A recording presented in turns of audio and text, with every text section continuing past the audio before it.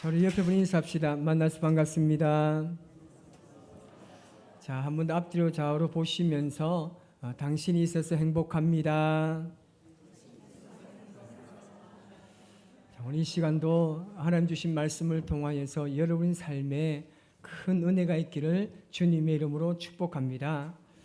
제가 알고 지내는 지인 중에 29년 전에 만나서 군대에서 고참으로 만나서 저를 전도하셨고 그랬던 분을 제가 이번에 좀 만날 일이 있어서 만났는데 그분이 함께 식사하면서 그런 이야기를 하셨습니다.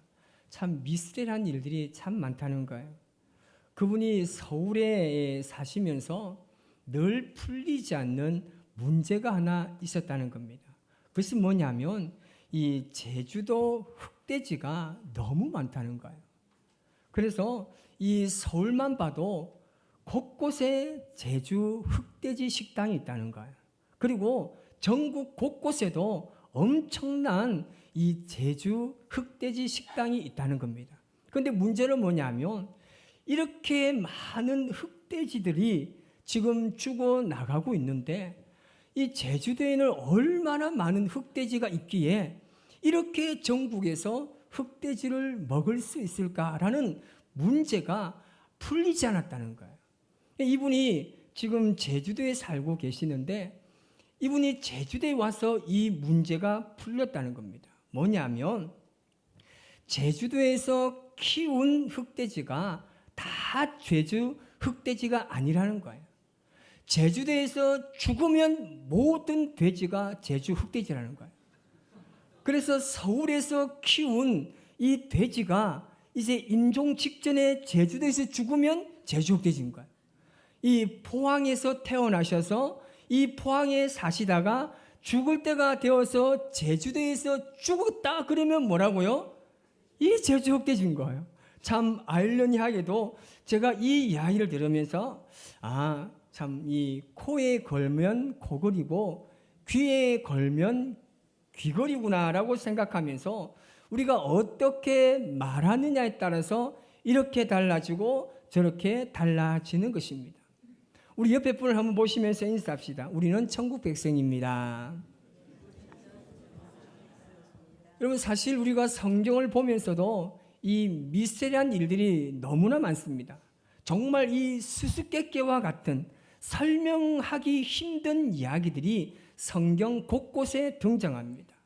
왜 하나님께서는 그 선악과를 그 아담과 하와가 자주 보고 잘 보이는 그 중앙에 놔두고 또 하필이면 왜 먹지 말라고 했을까? 왜 하나님께서는 이 사람들의 함성 소리에 이 견고한 여리고성이 무너질 수 있을까? 아니 정말 시체가 썩어서 냄새가 나는 사람이 어떻게 다시금 살아날 수 있는지 정말 미스테리한 일들이 너무나 많습니다. 오늘 본문에도 그렇습니다. 왜 저렇게 악랄한 사울을 선택해서 왜 하나님이 복음의 말씀을 전하게 하셨는지 정말 성경에는요 곳곳에 하나님의 미스테리 사건이 너무 많습니다.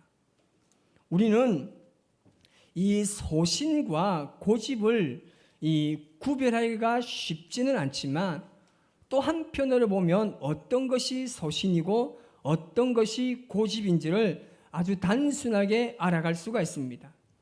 이 세종대왕이 한글을 장제하기로 결심하고 대신들에게 자신의 소견을 밝혔을 때 대신들 중에서 세종대왕의 뜻에 순종하는 사람은 그 말에 따르겠다고 말한 사람은 별로 없습니다. 그들이 반대하는 명분은 분명했습니다. 만약에 임금께서 한글을 장제하시게 되면 중국을 거스려서 그들과 문제가 생길 것이 뻔하기 때문에 그렇게 하지 않는 것이 좋겠다는 논리였습니다. 여러분 하지만 세종대왕은 그렇게 할 수 없습니다. 왜냐하면 이 백성들의 무지함, 그들의 어리석음을 보고 생각하면 생각할수록 이 세종대왕은 그대로 주저앉아 있을 수 없었습니다.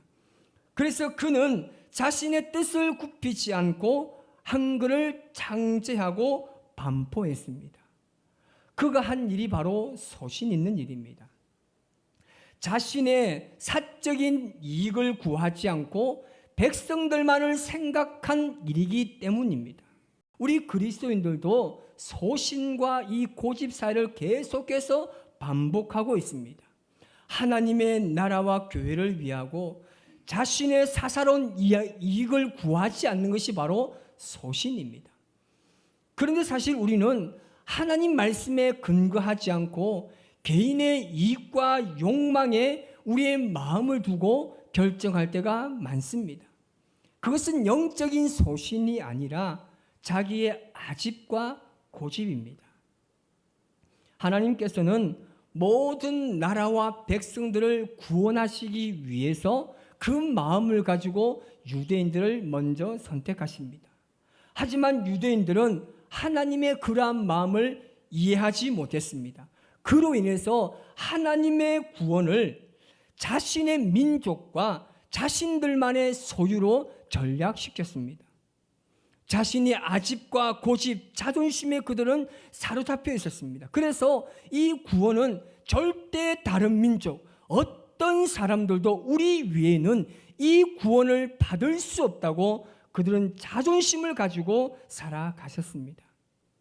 이것을 보신 하나님께서 이방인들에게도 내가 구원을 선물하겠다고 결심하시고 당시에 그리스도인들의 반감을 샀던 이 사울을 선택해서 모든 민족에게 복음을 전하기로 결정하셨습니다. 이것이 바로 하나님의 소신이었습니다. 하지만 많은 사람들은 이 하나님의 마음을 이해하지 못했습니다. 오히려 하나님의 선택이 잘못된 것 아닙니까? 어떻게 하나님 이런 선택으로 우리에게 결정할 수 있습니까? 라고 말했습니다.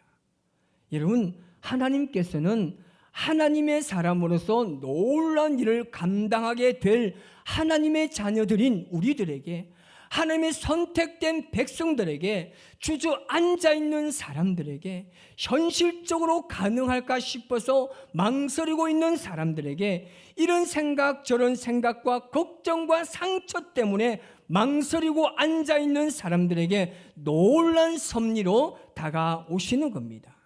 중요한 것은 반드시 우리가 하나님의 주권을 인정해야 하는 것입니다. 우리가 하나님 앞에서 어떻게 이야기합니까? 아니, 하나님 왜 이 사람을 선택하셨습니까? 이 사람 말고도 다른 많은 사람들이 있지 않습니까? 왜 하필이면 우리를 괴롭히고 그런 사람을 왜 선택하셨습니까?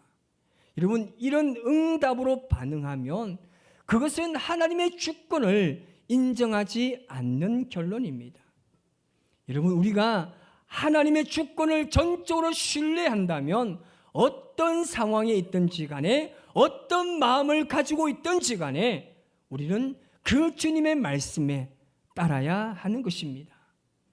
사실 이러한 하나님의 미스터리 앞에서 우리는 아멘이라고 말은 하지만 우리의 마음에는 여전히 갈등하고 있습니다. 그 이유가 무엇입니까? 안타깝게도 하나님은 하나님이시고 우리는 우리라는 겁니다. 하나님은 생각도 많으시고 우주 만물을 창조하셨기 때문에 다 알고 하시지만 우리는 그것을 전혀 알 수 없다는 겁니다. 우리가 그 계획을 알 수 없으니까 지금 우리 상황과 내 환경에서 그 하나님의 선택과 그 일어나는 수많은 역사를 우리가 그것을 수용할 수 없고 받아들일 수 없다는 겁니다. 여러분, 한번 생각해 보시기 바랍니다. 하나님께서 누구를 선택하실 때, 누구를 사용하실 때 자격이 있어서 사용하십니까? 하나님은 그런 적 단 한 번도 없습니다. 하나님은 먼저 선택하시고 그 뒤에 자격과 능력을 주셨습니다. 솔직하게 지금 우리가 현실을 바라볼 때에 사울이 복음을 전할 만한 사도로 자격이 있습니까? 없어요. 왜요? 교회를 괴롭히고 예수 믿는 사람들을 감옥에 가두는 그 사람이 어떻게 복음을 전할 사람이라고 말할 수 있겠습니까? 예수 믿는 모든 사람들이 그를 피해서 숨어 다니고 다 도망 다니고 있는 사실 앞에서 왜 하나님 그런 선택하십니까? 말할 수 있지 않겠습니까? 오히려 그는 복음의 방해꾼입니다. 전혀 복음을 전할 수 있는 자격이 없는 사람입니다. 그러나 하나님께서는 사울을 선택하시고 그 이후에 복음을 전하는 데 필요한 능력과 영적 권위와 그리고 권세를 부여하셨습니다. 여러분, 하나님께서 능력 있는 사람을 선택하실 수 없어서 우리 같은 사람을 선택하셨을까요? 아닙니다. 그러면 우리를 왜 선택하셨을까요? 하나님께서는 우리의 약함과 부족함과 깨짐과 모남의 모든 상처를 알고 있음에도 선택한 이유가 뭐냐면 그곳에 하나님의 능력이 있기 때문입니다. 우리가 이것을 잊지 말아야 합니다. 하나님의 선택이 여기 있는 것입니다. 그러니까 하나님께서 쓰실 때는 그에게 자격이 있어서 쓰시는 것이 아니라 우선 그를 붙들어 놓고 훈련시키십니다. 그리고 거기에 필요한 모든 은사를 하나님이 주십니다. 여러분, 제가 목사의 자격이 있어서 목사로 세웠겠습니까? 우리 장로님, 권사님, 안수 집사님과 서리 집사님들, 여러분 자격이 있어서 하나님께서 우리를 세우셨습니까? 우리에게는 자격이 아무것도 없습니다. 그러나 하나님께서는 그 하나님의 능력을 우리에게 부여하여 주셔서 우리의 연약함을 통해서 하나님의 능력을 세상 앞에 펼쳐나가시기를 원하는 겁니다. 하나님이 왜 위대한 사람, 왜 똑똑한 사람, 왜 부자 사람들 왜 없겠습니까? 얼마나 많습니까? 여러분 옆에 분 한번 쳐다보시기 바랍니다. 정말 하나님 보시기에 정말 세울 만한 사람인지 한번 쳐다보세요. 참 기가 막히죠. 하나님이 기가 막힌 그런 사람도 우리를 선택하셨으니까 얼마나 감사한 일입니까? 이런 모세를 보세요. 모세가 80세에 하나님께 부름을 받았지만 이미 자신도 모르게 하나님께서 그를 붙들어 놓으셨어요. 선택해 놓으셨다는 말입니다. 먼저 그를 바로의 궁전에 보내셔서 40년 동안 최고의 지식을 공부하게 하셨습니다. 그리고 광야로 내몰아서 40년 동안 목자 생활을 시킨 것이에요. 훈련을 시켰습니다. 그리고 난 다음에 뭐합니까? 이제 되었다. 이제는 내가 내 이름으로 이스라엘 백성들을 구원하라. 너는 이제 가라. 너는 이제 가라. 너는 이제 가라. 제발 정신 좀 차리세요. 아멘. 주님께서 그렇게 훈련을 시키시고 우리를 보내시는 거예요. 하지만 모세는요, 이 사실을 모르고 뭐라고 대답합니까? 하나님, 제가요 말도 어눌하잖아요. 어디 가면 누구 앞에 서서 말 못하는 사람인 거 아시잖아요. 그러면서 뭐라고 이야기합니까? 하나님, 나는 안 돼요. 내가 말이 어눌한데 안 된다고 이야기합니다. 자신을 보면서 초라하고 말 주변에 없기 때문에 나는 바울에게 갈 인물이 아닙니다라고 이야기합니다. 그런데 하나님께서 뭐라고 이야기합니까?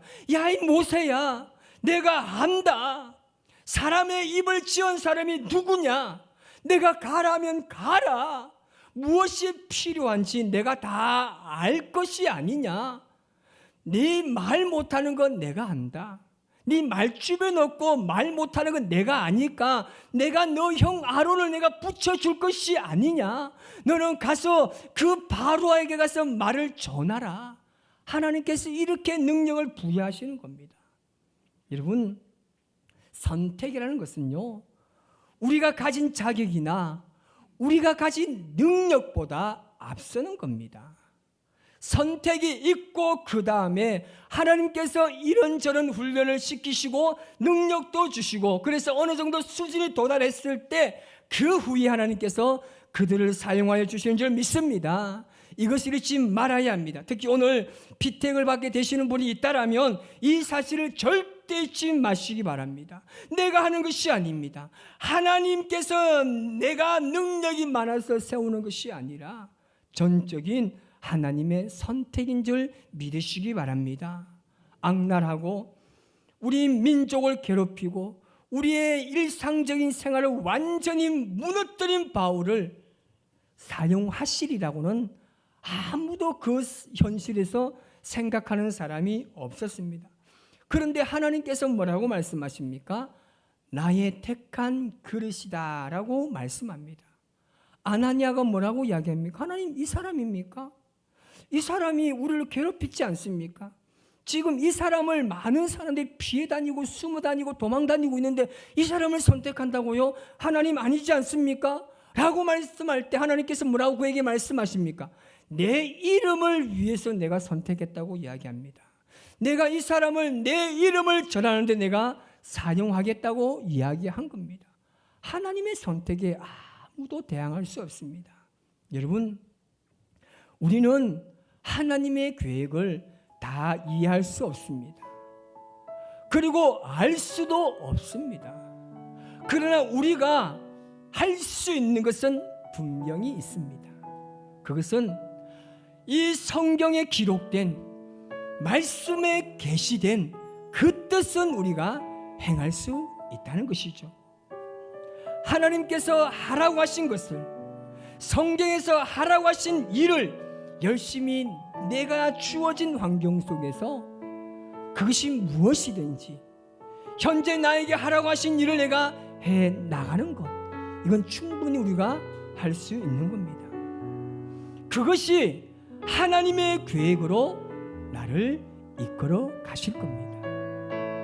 이것을 믿는 사람들이 마지막에 이렇게 고백할 수 있습니다. 하나님, 이 모든 것이 하나님의 계획이었군요. 이 모든 것이 하나님의 섭리였군요. 우리가 이렇게 고백할 수 있는 겁니다. 우리 마음속에 왜 이런 사람을 선택하셨습니까? 왜 꼭 이 사람이어야 합니까? 우리 스스로가 판단하지 마시기 바랍니다. 여러분, 이제 주저하지 마세요. 망설이지도 마세요. 우리가 할 수 있는 것은 하나님의 손길과 계획에 붙들리는 것입니다. 주님께서 여러분, 우리 한 사람 한 사람을 세워주셨습니다. 우리 한 사람 한 사람을 주님께서 붙드시고 우리를 통해서 하나님의 위대한 능력을 행하실 줄 믿습니다. 그 믿음으로 바라보면서 오늘 우리 주님 앞에 나아갈 때 그렇게 고백하며 나아갑시다. 우리 하나님께서 나를 지명하여 불러주셨사오니 우리는 주님의 것입니다. 우리를 사용하여 주십시오. 그런 고백으로 주님 앞에 나아가겠습니다.